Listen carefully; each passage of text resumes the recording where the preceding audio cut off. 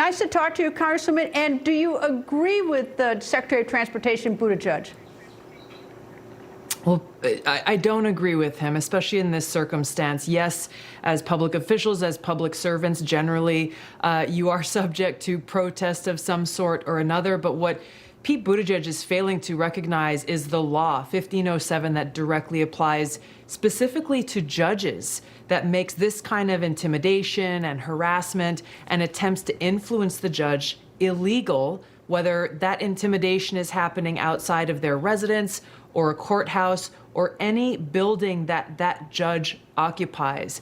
And I think that's really what goes to the heart of how dangerous this really is, Greta, and how serious the American people need to take this threat to our democracy, because we have people in very powerful positions in our government who are essentially saying, because they don't agree with the decisions that the Supreme Court is making, that it's okay to toss out the rule of law. Once we lose the rule of law, once powerful people in our country no longer respect the rule of law and the Constitution, then we lose our democracy.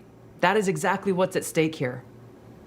Is the Attorney General of the United States, Merrick Garland, is he vigorously protecting the First Amendment and people's right to protest, or is he making a political decision and backing off? He has said that they should be protected, but nobody's been a man who showed up in the middle of the night with a gun and a knife.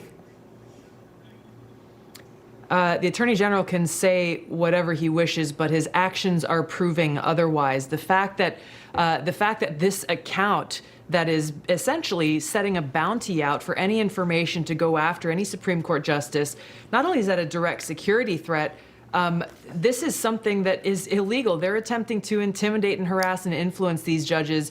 And to my knowledge, I have not yet seen the Attorney General of the United States enforce this federal law, not only to protect the safety and security of our Supreme Court justices, but to uphold the law, to make sure that this third branch of government is protected from the kind of influence and intimidation and politicizing that we need to make sure that they are independent from.